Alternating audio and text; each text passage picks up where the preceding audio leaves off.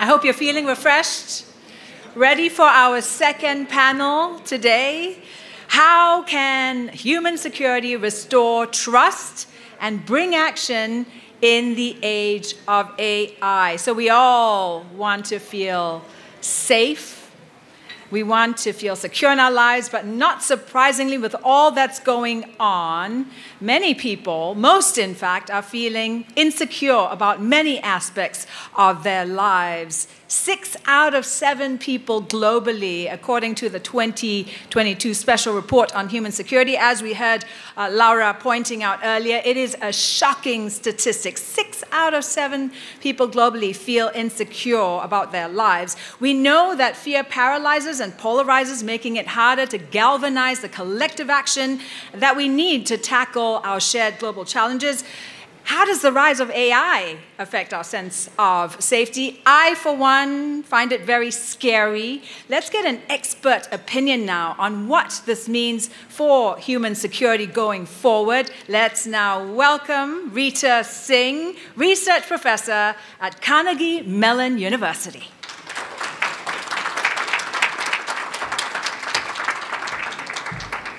Hello, everyone. What I'm about to say is going to contradict a lot of views that you have heard. It is also going to contradict the 600-person strong statement that was signed that said we should fear AI.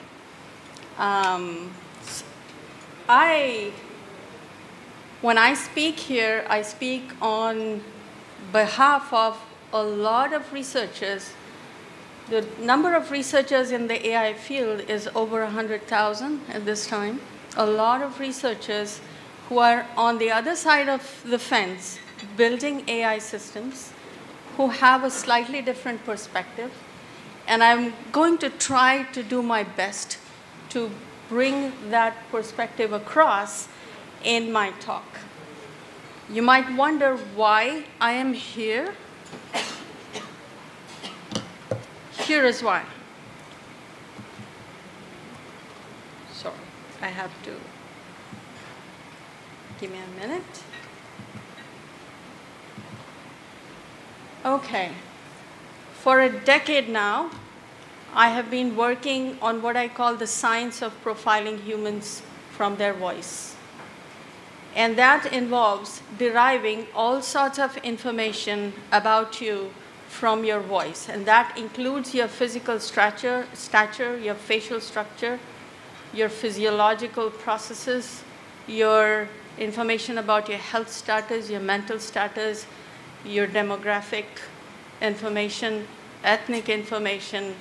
And now the science is going into looking at deriving DNA-related information from voice alone.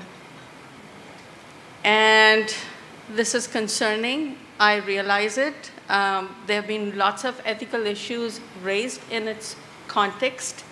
Unlike blood and DNA, which you can choose not to give out to people, you cannot not talk.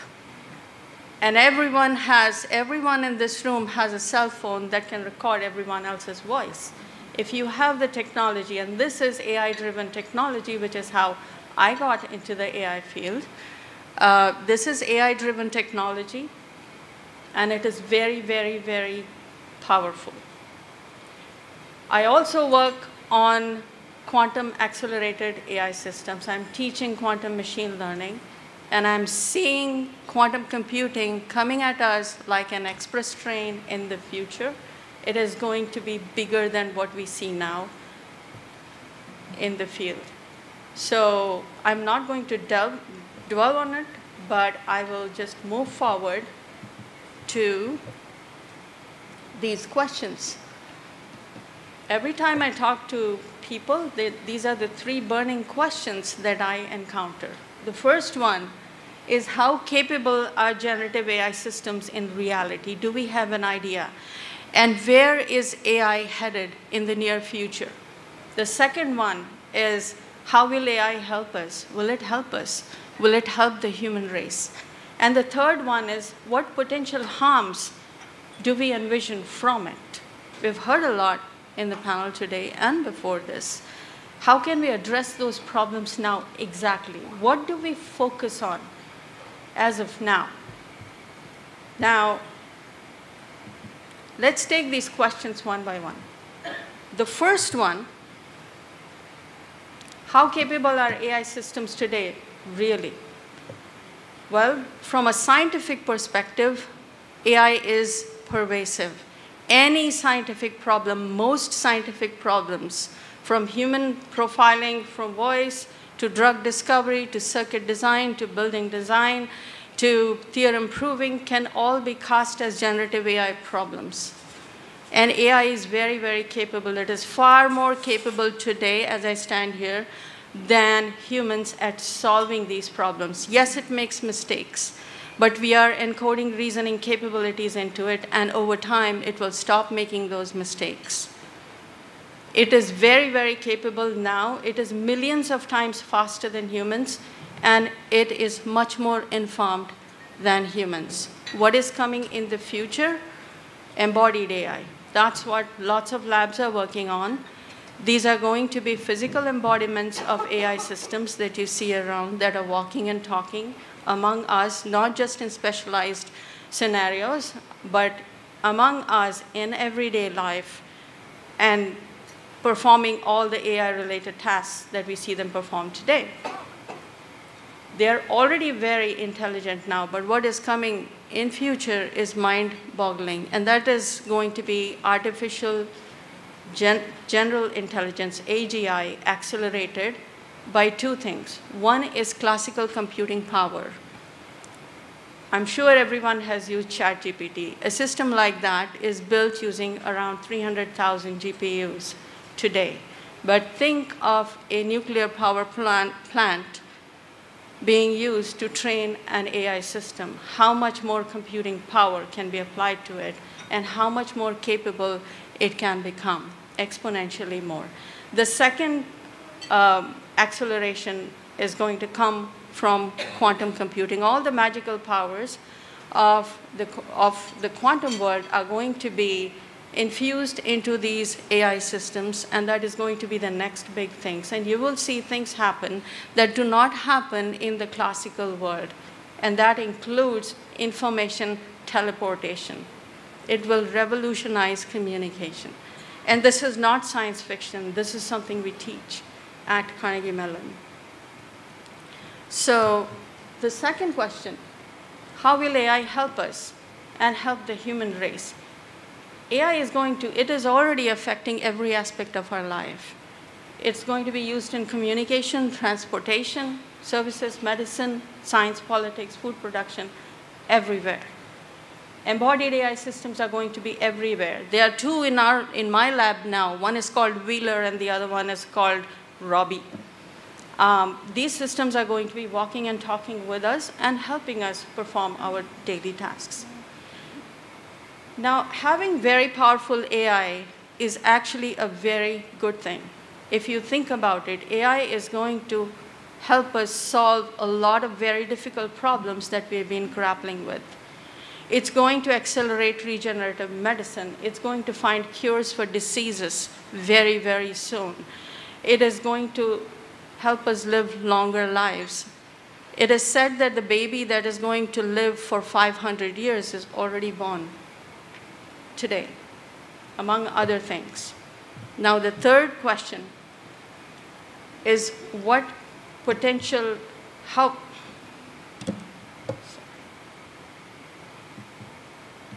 have trouble saying. So what potential harms do we envision from it? Well, here is where the perspective comes in. AI is merely an amplifier. It can amplify technological progress. It can amplify societal processes. Unfortunately, it can greatly amplify negative things as well. It can amplify negative things like destructive tendencies of humans. And an example is given there. For example, many of us are not, we don't code on a daily basis, and we can't write complex applications. But there is AI out there that you can learn to use and write applications that will attack other systems, that will actually even do useful tasks. But you can pretty much write code to do anything without knowing how to code. Imagine that kind of power in the hands of the everyday person. Some people will use it in a negative way. And this is only one example. So how can we address these problems now? What do we focus on really? People talk about bias and ethics. But AI, as of today, is intelligent enough to remove its own biases. There is such a thing called unlearning. The only reason why it is not able to remove those biases is that we have not, as policymakers or whatever, have not defined what bias is. We don't have an objective measure of what we mean by bias. I don't think many of us even know what that means, because it is very cultural, right? It is gender specific, it is cultural, it is a very complicated issue. Unless we objectify it, unless we quantify it, scientists cannot take it and give it to the AI systems as an objective function to minimize. They cannot do that. So this is the one thing, if policymakers can do, would be great, is to objectify, define what is bias. We talk about bias, but what is it? Okay? Ethics. Within AI systems, ethics is just an algorithm. Ethics is also not quantified. From our perspective, ethics is not, there is no objective definition of what is ethical and what is not ethical. Let us quantify it and give it as a mandate to the researchers to implement in the AI systems. Now, what we really need to focus on, and this is our perspective, is human abuse of AI. AI is just a tool. It's unethical use. It can be weaponized. It is very, very, very, very powerful. It can be weaponized. AI systems can be made adversarial to AI systems. AI systems can be made to create AI systems that do not follow our rules. So the possibilities are enormous, which is why people fear AI. But it is the humans who will be instrumental in doing all of this. And so it is regulating human behavior that is important here. Humans must be prevented from abusing AI.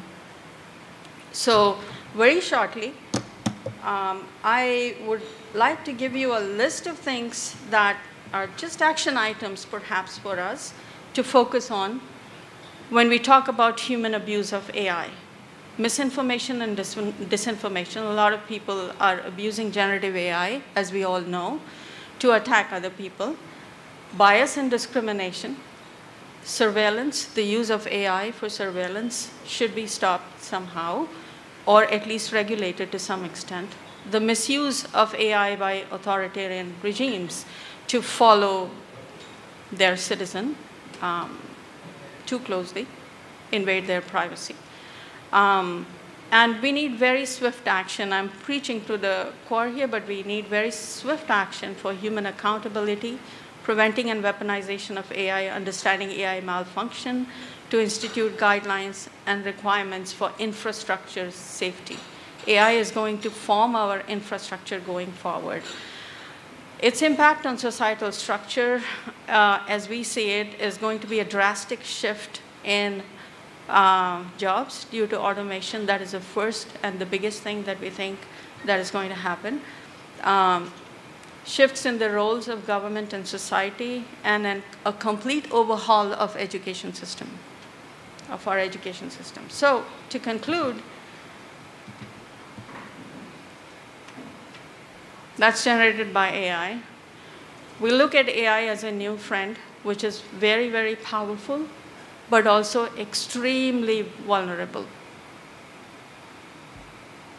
And we need to protect it. And if I may have one more minute, I want to address a few things. I did not touch upon what is coming in one sense, What you see up there, the names don't matter, is a progression of the complexity of AI systems that I personally have been involved in some way or another, at least in some of them. And what we have noticed is that we started off in 2022 with about 128,000 parameters for the AI system. And it was very capable even at that point. But by the time in 2023 we got to using 10.3 million parameters, we saw emergent capabilities emerge from the system. So these emergent capabilities was, one of them was what we call zero-shot learning. It is the capability of the system to recognize and decide and learn about new things without having been trained for it. We also saw some rudimentary reasoning emerge without explicitly having taught the system to reason. And going forward, and just as a contrast, the systems out there today have about 400 billion parameters. And the emergent capabilities that we are expecting to see going forward are the following: self-awareness, intention, sensibility, Socratic wisdom, knowing what you don't know, intuition, and perhaps emotions. Currently, emotions are a very human trait, and they are driven by our survival instincts. But we are seeing, we are hoping that will emerge. The last thing I want to talk about, and this is very, very sensitive, is fear-mongering by people, by the industry. That is the Google CEO. It is a snapshot from an interview given by the Google CEO, Eric Schmidt. And in that interview, it has been taken down from YouTube. He said, AI is scary. You don't know what's coming. It's going to destroy humanity and things like that. It is insinuated. This is fear-mongering. I don't know why, and a lot of us don't understand why industry is doing it. We can only guess. It has something to do with competition. We are not all in agreement with agreements that are signed saying AI is going to destroy humanity. Humanity is going to destroy humanity if we don't take action. And so AI is not a tool to fear. That's the final message I would like to give. There is a picture of a trident there. That is somebody from Microsoft who listed different kinds of AI systems on a timeline and then fitted a trident to it. Why? Why a devil's symbol? I mean, does it look like a trident pattern to you? So that's fear-mongering. That I don't know why people do it. Maybe psychologists will. But please don't get, and this is especially to policymakers, please don't get swayed by it. Thank you.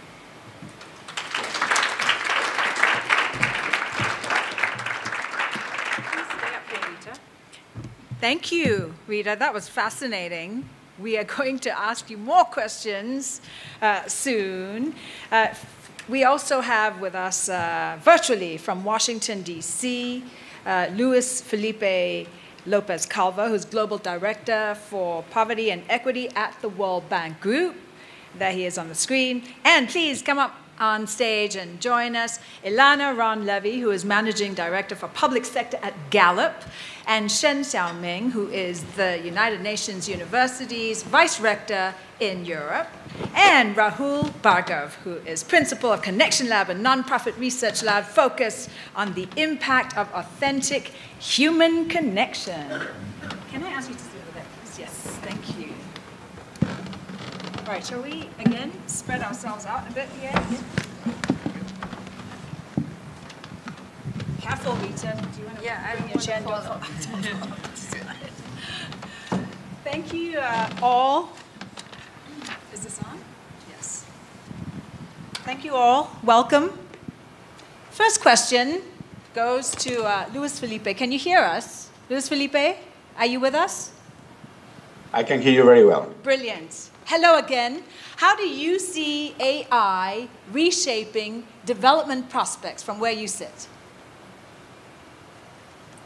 Okay, first of all, thank you very much. Thank you to UNDP and the HDRO for allowing me to be part of this conversation. Very distinguished speakers to convey information about myself through my voice, I just learned, and also hopefully through the content of my presentation. The first point I want to make is, as we have been saying for a while, the future is not what it used to be, right? So the idea that the probable scenarios have the range of possible worlds has broadened, and our capacity to assign probabilities to that, to turn uncertainty into risk, also has become more complicated. So in that sense, the concept of human security becomes very, very important.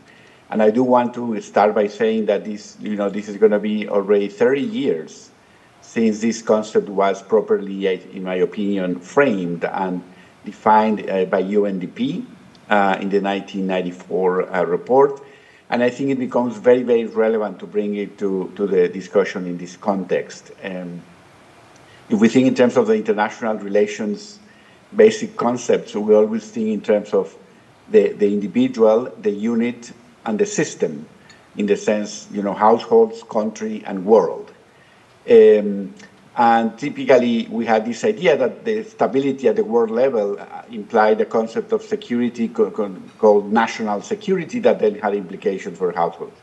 I think the concept of human security turns that around and tells us actually that if people are free of fear and feel secure at the individual level, that changes the political behavior and decisions and economic and social behavior of people. That brings a different equilibrium at the country level and also impacts the stability of the system as a whole.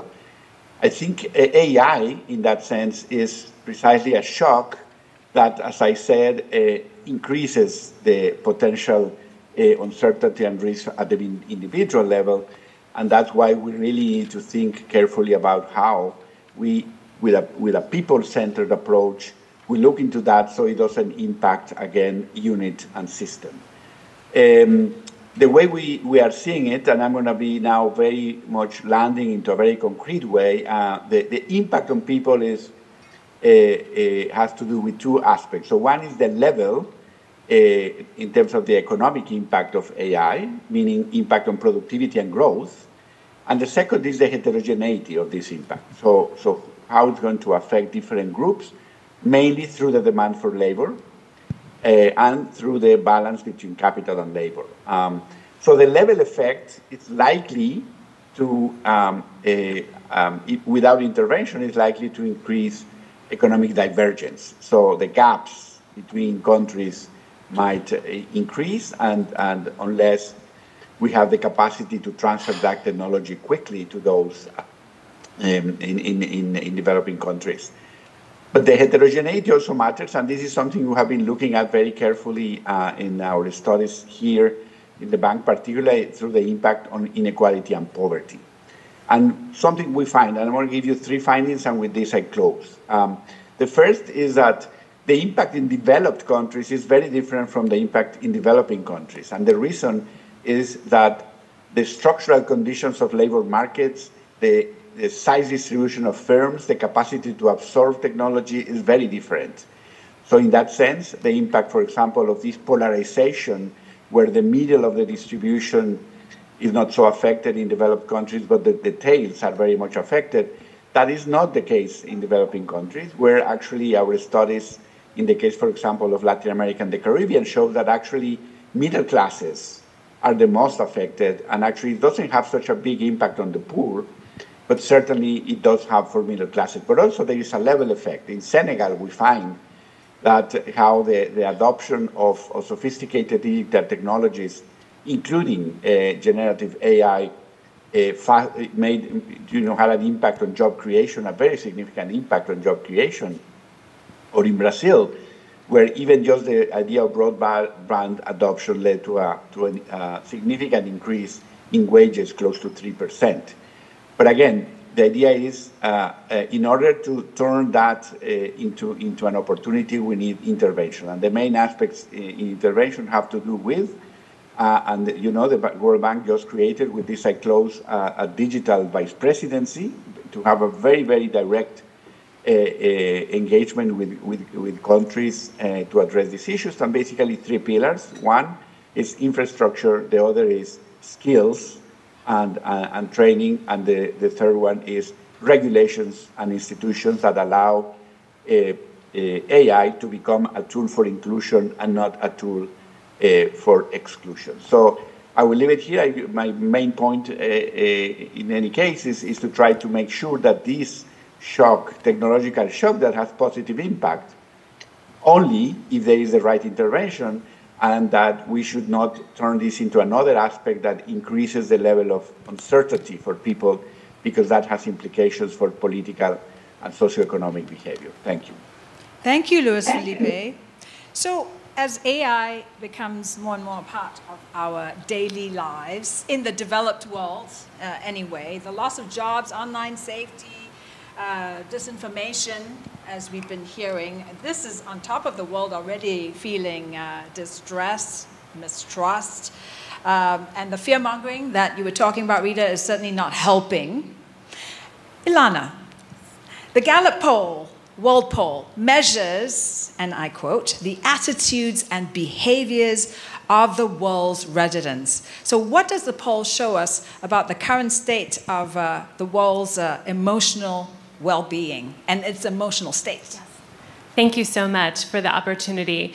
Just in case those of you in the audience aren't familiar with the Gallup World Poll, I just want to tell you very briefly what it is. It's actually the world's largest study of human development and human both objective and subjective measures of progress and how people view their lives. It's existed for the last 20 years, and we take the pulse of 96% of the world's population every year in over 140 countries. So a big focus of the World Poll since its founding has really been to understand the emotional temperature of the world and how people feel about their lives, both subjectively and objectively. Something that we've seen is that since 2014, negative emotions, and these are emotions that we measure like worry, stress, anger, pain, the experience of these negative emotions in the day before when we ask survey respondents about their experience with these emotions, the presence of people experiencing negative emotions has been on a steady increase since 2014. Now, during COVID, these negative emotions spiked even more to their highest levels. Some commentators have said, did the world experience a change in its emotional temperature due to the pandemic? The real answer is that this negative emotions and its concerning increase started well before COVID, since 2014. Let's think about some global events that people have paid a lot of attention to, including, of course, at the UN over the last 10 years. Things like the Arab Spring, things like Brexit, things like the first election of Donald Trump in the United States.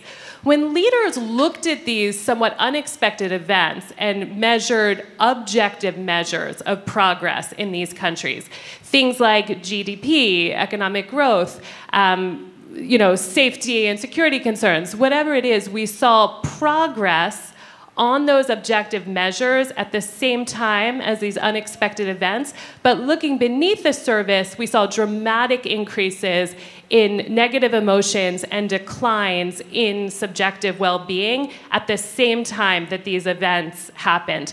So we really say to leaders, and we believe this very strongly, that just by paying attention to the objective measures of economic progress and human development and not paying attention to that emotional temperature, you're likely to be missing something really important. And time we see this again. Right now in the world, close to 1 in 5 people, actually 23% of people in the world globally today, say they are experiencing high levels of loneliness in their daily lives. We know, and many, many researchers have shown, that loneliness has both mental and physical health. And for those of you who are familiar with the World Happiness Report that comes out every year based on Gallup World Poll data, you saw in the United States, for example, that the United States fell out of the top 10 of the world's happiest countries for the first time, driven by declining life evaluation and well-being for young people. So when you look at the global picture, you do have important generational differences, something that we're seeing in the United States and in developed economies. You could argue that they are the countries most thinking about AI currently. You're certainly seeing some generational differences. I do want to just say something about what the Gallup World Poll has to say about AI. Through our partner, Lloyd's Register Foundation, we interestingly took the pulse of the world about AI in 2022. And what we saw was, while 28% of the world's population were concerned that AI would harm the people in their country over the next 20 years, 39% were actually optimistic that AI would help people in their country over the next 20 years. Obviously, a good number of people also just felt like they didn't know enough to give an answer. So I think a takeaway is, I don't think it's true that the majority of the world is concerned about AI. For many people, I think they're optimistic about the possibilities. And I think we have to understand that what typically, and what our research and many other researchers have shown, it drives happiness and high subjective well-being and positive emotions. It's things like the quality of your friendships. Do you have someone to count on in a time of need? Do you have a higher purpose or mission in your life? Are you in a job that you feel is motivating and engaging and contributes to the world? And do you have strong bonds with your family, with your community, and people that you see every day? I think you can make an argument that AI may not necessarily change those dynamics and could enhance some of those dynamics. And I think the jury is still out about how much the world's temperature will change because of AI. Just tell us quickly, Ilana, you mentioned that policymakers need to pay more attention to this. Just tell us quickly why. So I think there's many reasons. One thing, and we're seeing this in the United States with the Surgeon General and a bill that Senator Murphy recently introduced, we know that loneliness is changing many, many outcomes in the United States and the developed world. Things from academic attainment, labor force participation, connection with civic engagement, and then, of course, physical health outcomes. So rising loneliness has very, very detrimental effects for societies. We are seeing it a lot in the developed world, but in Africa, there's 22 countries in our last measure where over 30% of the population experience loneliness in their daily lives, and half of those countries, surprisingly, were in Africa. So this is not just a developed world issue. The other reason is there are some political stability issues related to rising unhappiness, rising negative emotions, and loneliness. Your connection with governance, your connection with believing that the direction of your country is going in the right direction, those things are more challenged when you are feeling very badly about your lives. So I think both political leaders and policymakers who are non-political, I think, need to understand that these emotional dynamics affect both individual outcomes in their life and their feelings about their societies in a pretty tremendous way. Makes sense to me, Ilana. Thank you. So we heard Kezom say earlier that we must reimagine trust and safety. Xiaomeng, do you think we need to change how we define and assess and measure human security so that we can better advance it in this current age? The short answer is yes, but I guess you expect some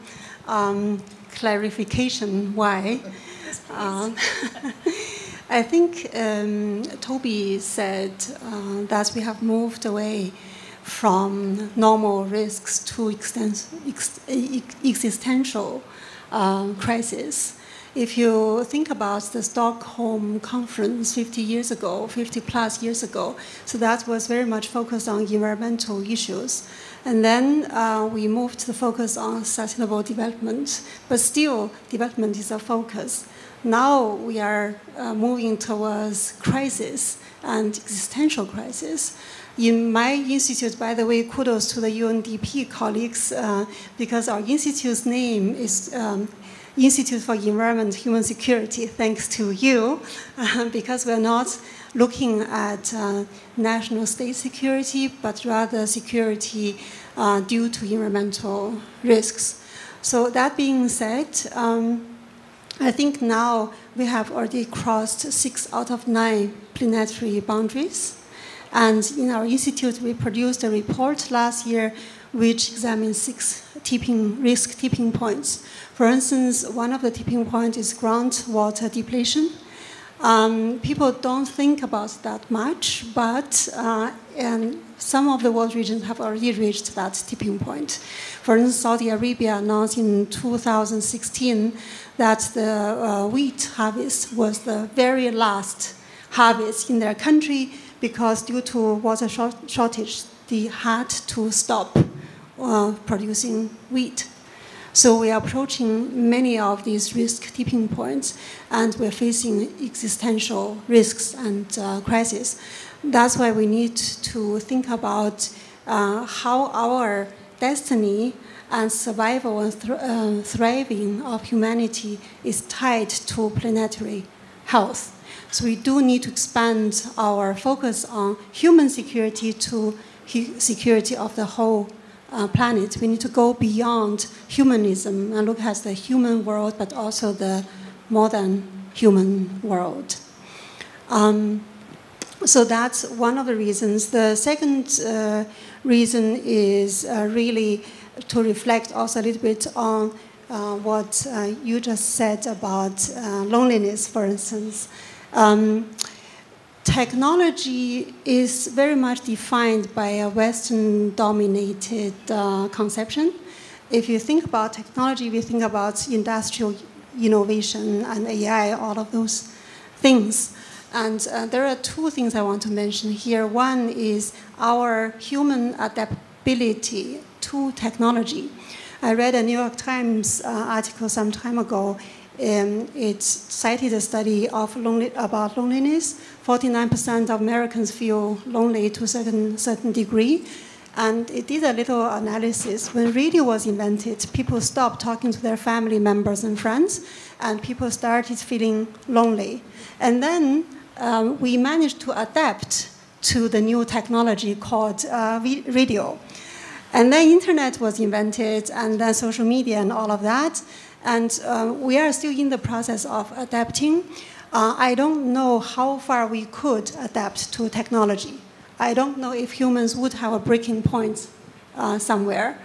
For instance, in climate change science, we have breaking points. We cannot always adapt. There is a limitation to adaptation. There's maladaptation, all of that. So towards technology, there might be that. I cannot say. I don't know. And then talking about technology, we need to rethink the definition of technology. Because indigenous people, for instance, they also have their own technology, extremely sustainable and human-orientated. For instance, the Khasi tribe in India, they built a bridge out of roots of a tree. It's extremely sustainable because if the cement bridge will be washed away by monsoon flood, the tree-based bridge will not be washed away. It's more sustainable, more stable, and that's also a very intricate technology. If you think about technology, we don't think about that. I think to make our planet more sustainable and more future-oriented, think about future generations, 7 generations ahead, like indigenous peoples think, we need also to talk technology in a different way. Thank you, Xiaomeng. Now, you keep hearing about loneliness, right? happiness researchers, Rahul. That is how your company, your lab, describes itself on your website. Your stated mission is to help people understand the role that connection plays in well-being. So how important is connection to human security? Yeah, thanks for that. I'll reinforce some of the points. It's super important. Part of what I'll start with is this question of that you were raising about who gets to decide what we build with technology. There's this feeling of inevitability with AI right now that's driven by marketing and hype. So my first point is I try not to use that phrase, AI, because it's a marketing term, right? It's not a technology term at all. What do you call it? I talk about technologies. So our current conception of AI right now in most public media is a chat-based interface to a large language model, right? It's a technology description, but phenomenologically, like traditionally AI means the thing that's right beyond our reach, technology-wise. We've been using the term since the 60s at least, right? It's a thing that's just there. And it's often like robots, right? Like if you think about robots, you think about like cool things walking around, talking to you. Like, no, my favorite robot is my dishwasher, all right? That thing is a robot. It works every day, and it helps my life. I have 2 kids. I have a job. That doesn't count for some reason. So we have a lot of tools that you could describe as AI, like grammar check. But like for some reason, those don't count. So I tend not to use that word. The key question for me is who gets to decide what we're building with technologies? And right now, that decision's being made in a technocentric Silicon Valley mindset, which I would argue is very monolithic. Like, it all kind of sounds the same. Another nexus of that thinking is in academic institutions, which again is slightly more diverse, but also kind of has ways that they all align in the same way. But like, what about the rest of the world? And a lot of my work tries to argue that if we bring technology abilities and talk about those abilities in settings that are not technocentric, then people come up with good ideas. And then we can build them together. And that's empowering and reconnective and changes the dynamic of what we build. Rather than being, hey, here's this technology, what can we do with it? To, hey, here's this problem, how can we work on it?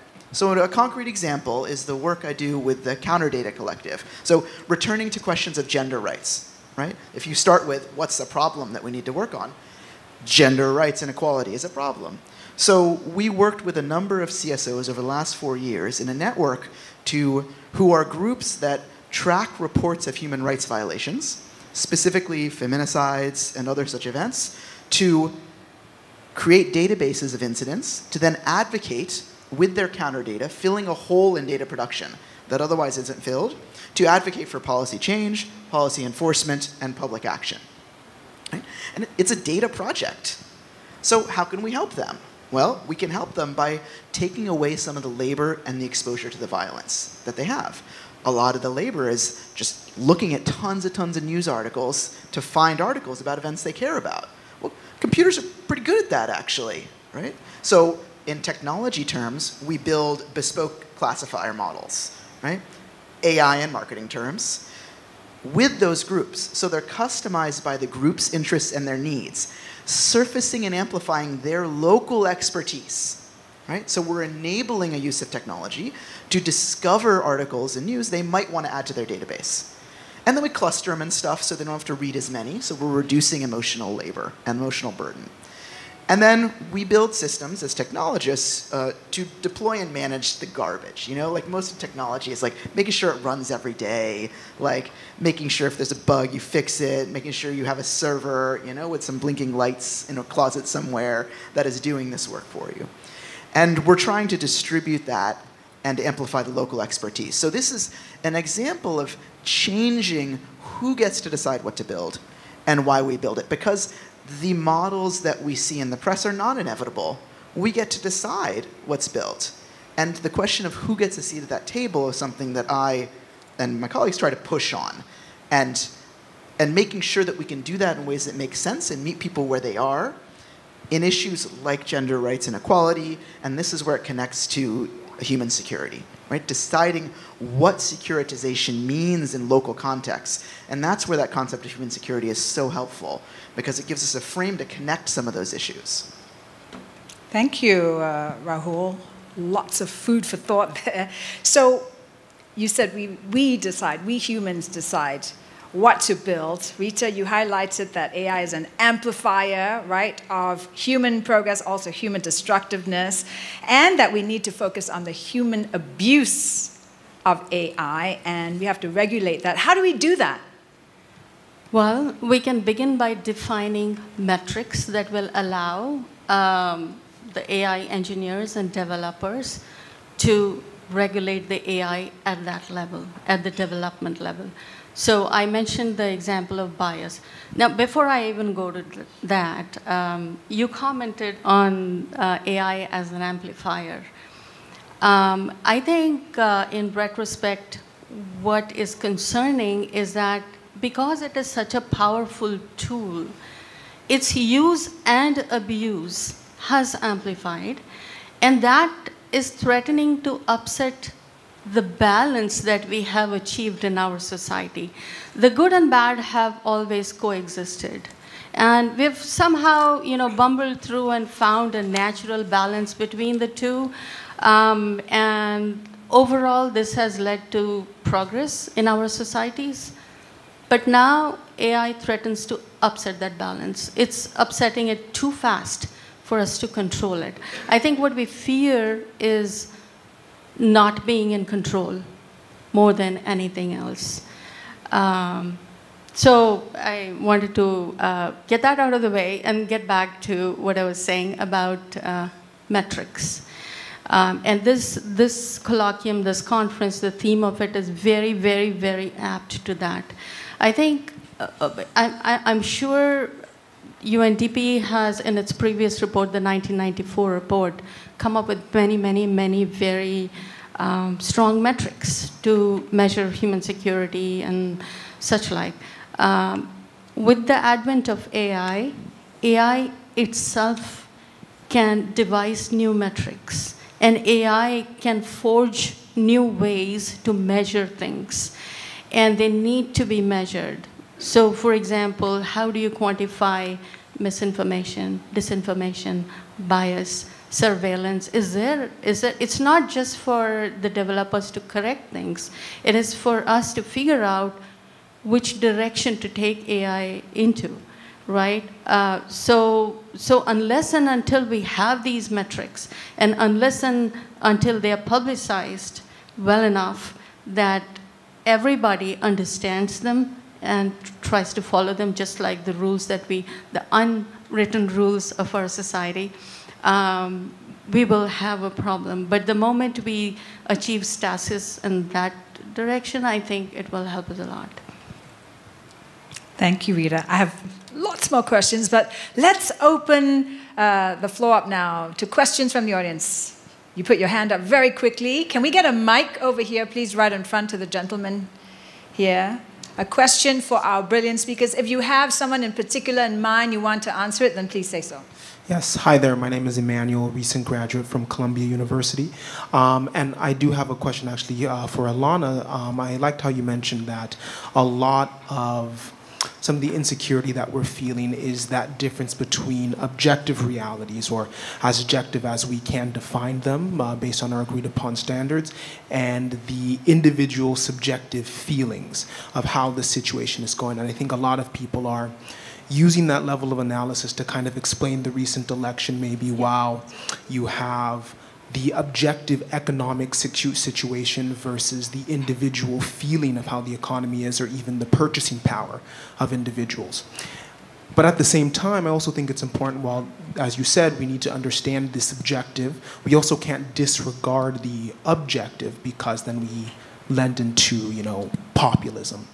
How can leaders or individuals at any level of governments actually try to implement that balance between conveying the objective realities in a way that understands subjective feelings? Yeah, that's a really brilliant question, and I agree with you that the U.S. recent election just exemplifies Gallup, we had been tracking the mood of the electorate this whole year, obviously, and since July had been putting out poll after poll showing that dissatisfaction with the direction of the country, dissatisfaction with what people were feeling in their own lives, regardless of what economic growth indicators were showing, regardless of changes in immigration policy, whatever it is, there was this pervasive disconnect. I think for leaders, the first thing I think is identifying that both the subjective and the objective are important. For many, many years, there was sole focus just on the objective. So globally, if you saw global GDP start to decrease at high levels, that would be headline news. That would be the subject of frequent UN meetings. That would be a very important issue. But over a 10-year period where we saw unhappiness and loneliness start to reach crisis levels, there's virtually no coverage of it. It's getting a little bit better, but I think there's been a lot of just not paying attention to those subjective measures, potentially being dismissive of it being too soft or not important. I think the tide's changing a little bit. So just acknowledging that both are there, figuring out really good ways to measure subjective elements. There's a lot of debate, but I think we've settled on some measures that are valid, where we could see change over time. I think that's really, really important. I also think that looking at the unintended subjective well-being consequences of policies is really important. A good example is about school closures during COVID. Now, in terms of objective measures, I think everyone understands the public health objective reasons why school closures had to happen. There's a debate about how long they had to last for, but I think there's less of a debate should they have ever happened for some time period. There's a lot of focus on academic measures, academic achievement, which is an objective measure as a result. But what we're really seeing with rising crime in certain cities and a variety of sort of social economic outcomes, that there were subjective impacts of school closing about feelings of loneliness, feeling of frayed friendships, feelings of changes in family dynamics. And those are also really, really important. So I think policymakers really have to also say, what are going to be the objective outcomes of X policy decision, but what are some of those perception, emotional, subjective outcomes? And they can influence the trajectory of society just as much. Rahul, I see you nodding away. Would you like to add to that? I was just remembering a quote from Eduardo Galeano, the Uruguayan author, who wrote, I think in one of the books in the early 90s or 80s, that when in Latin America, his a quote, I won't get it exactly right, but it's like a sentence that says something like, when amidst the suffering of the people, the statistics smiled and laughed, right? And it's a great nod. I was just thinking of that in my head, that we, statistics, and here I'll veer a little bit sideways, like statistics, which is the field of math and practice that most of the current technologies are based on, right? It's like probabilistic stuff. Certainly in the U.S. development, like most of the innovations in statistics came during the 1920s, right? During the eugenics era, right? So like the math is steeped in like this history of like subjugation and othering and things like that, and there are some practitioners now who are pushing back and saying, well, let's rethink some of these things. What might be embedded in our approaches? Is our approach othering when we use this data? But like this question of what we measure, right? What gets counted counts. Like it just struck a chord, so I appreciated it. Thank you. Anybody else want to add anything? Next question. That young lady. Oh, you've given the mic to someone already? Okay. I can't see you behind the pillar. This gentleman over here. Can I stand here or you want me to come forward? Oh, no, that's fine. You can stay right there. Yes. There you go. My name is Reverend Dr. David Kayode. I'm from Nigeria. I'm a peace ambassador to my Ekiti state, southwest of Nigeria, in United Nations. My question is this. I want you, the panelists, my eminent people, to tell me how in our age we help those people that they don't know much about technology. The Western technology is abomination to them. Like in my country, Nigeria, we have what they call Boko Haram. Every Western technology is their enemy. And most of the people that committing atrocity of unstable human security in any form, they are from that area. The ISIS from Middle East. Most of these people don't even know nothing about the present technology. How do we want to reach out to those people? Because of the human security have a lot of segments that we can deal with. Like myself here, I'm a founder of White Rock Addiction Foundation in Nigeria to treat people that have drug problem. I just want to go and commission my hospital next month. Now, what do you think that our age can do to reach out to those people that doesn't even believe in Western technology? How do we reach out to them when they don't even know nothing about Technology computer or modern telephone? How do you want to reach out to them? Anybody? Rita? Well, I can take a shot at it. I don't have the answers to difficult questions, but how can we reach out to them? I think when AI specifically permeates our society to the level that it helps, its use, its advantages are felt by everybody, and inadvertently used by these people as well. I'm sure they're using cell phones. I'm sure they are using some modern devices that were developed in the West. When these devices start delivering something of use to them, like life-saving things like telemedicine, for example, somebody in a remote area from their family picks up the phone and calls a machine, and one way or another, the machine answers and with something that saves their life, tells them to go to a doctor or tells them what to do, then they will believe. So it is for the Western world to provide technologies that are useful to the global society, and it is for the rest, I think the problem will take care of itself. Thank you, Rita, for taking a great shot at that. Anybody else want to add to that? Xiaoming? I want to ask a counter question. Why do we want to reach out to them?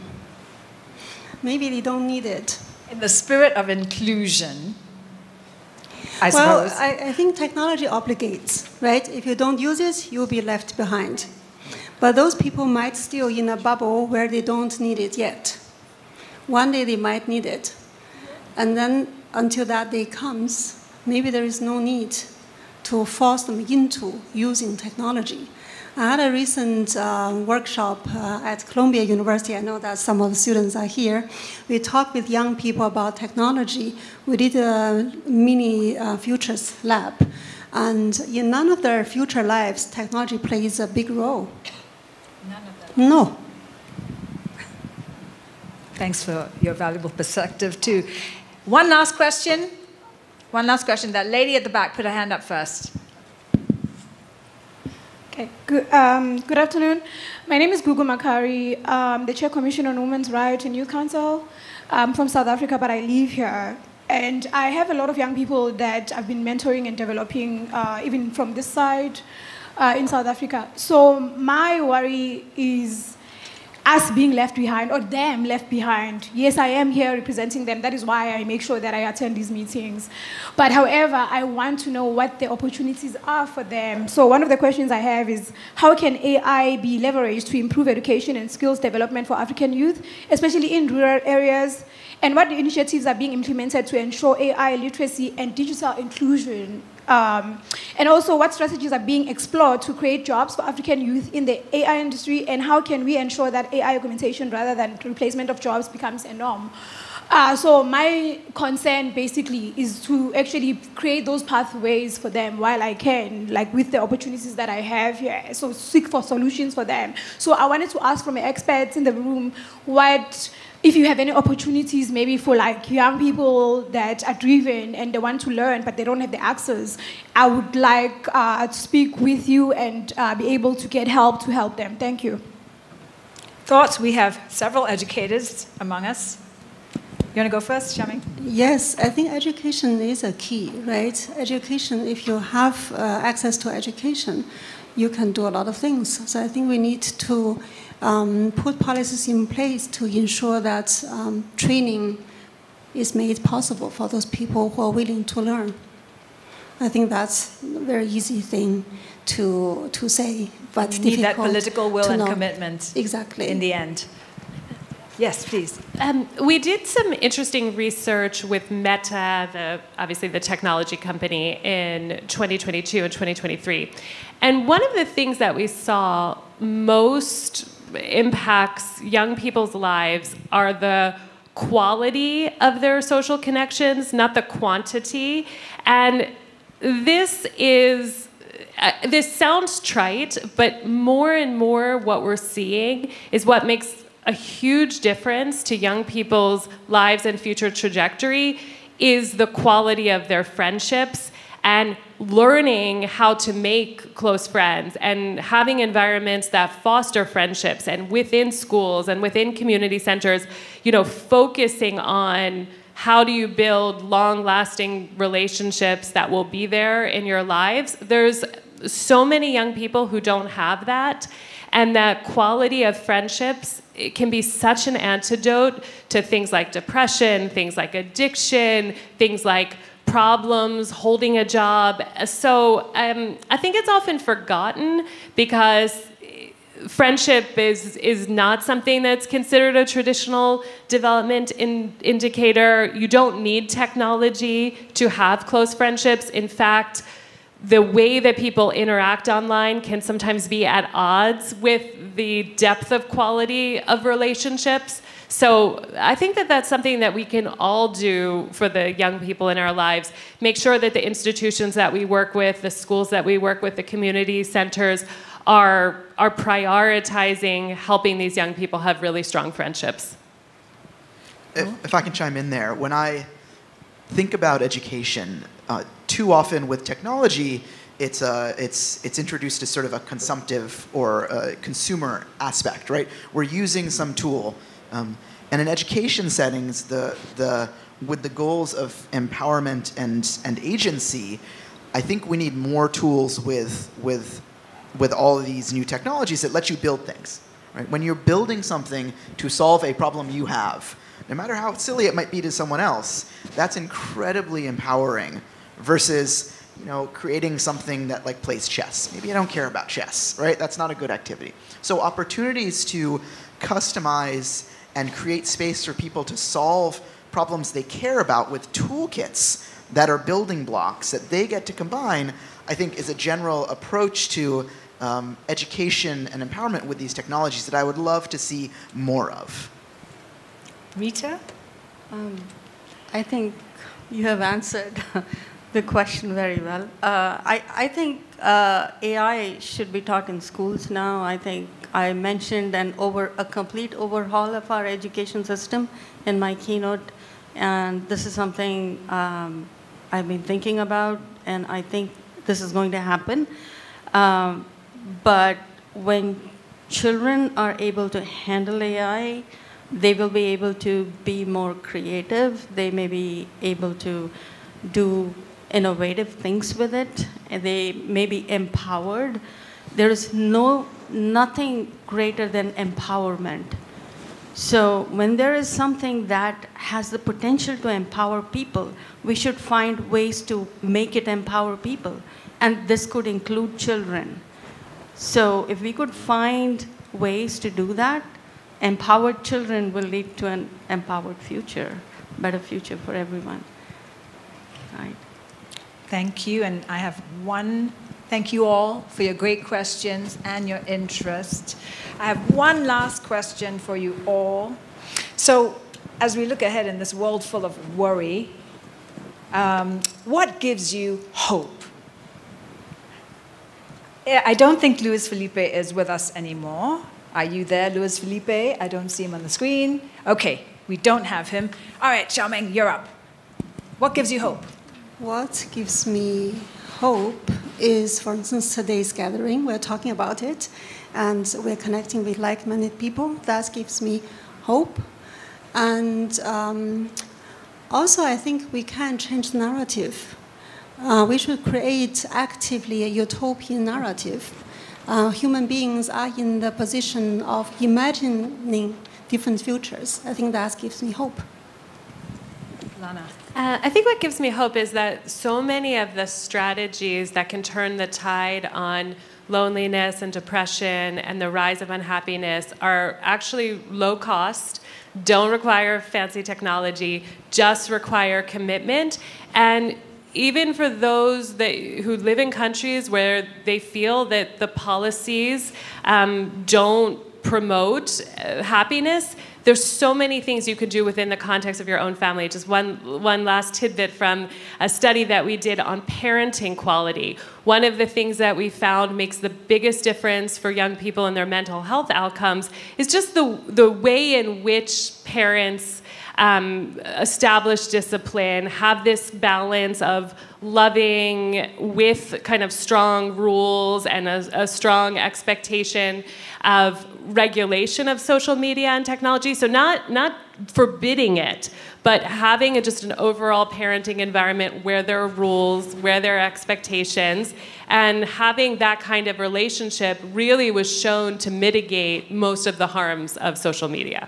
So that's all free. That's just about a mindset. Rahul? I'll be honest, that's, for me as an American right now, that's a hard question. When I'm in a room with a small group of people that all care about the same thing, and we're brainstorming with technology, people come up with amazing ideas. And that tends to give me hope. Rita, last word to you. Well, as a researcher who is working very, very closely with AI on a daily basis, and I'm tired because of this, because it's just progressing so fast, and we have to keep up with it every day. I am ecstatic about it. This is a very, very special, very different tool. This is a tool that, if it creates problems, it has the intelligence to solve them as well. So we can use AI to solve the problems created by AI, and I'm not being, this is actually a very practical solution I see going forward. I'm ecstatic about it because it is allowing me to create and innovate faster, and that's for real. It's giving me more time to do the things that I want to do. So I think it will affect everybody's lives that way if they can use it that way. Thank you. Thank you, Rita. On that encouraging note, thank you all for your insights, your inspiration. Let's keep striving together to help build a future that is free from fear, from want, and from indignity. And again, do check out hdp.undp.org for the latest research on human security and development. You can also grab a copy of the latest Human Development Report on your way out. We hope you'll stay for lunch, connect, and continue this vital conversation. Thank you all for joining us today. And a special thanks to Josephine and her team for all your hard work in organizing today. Thank you.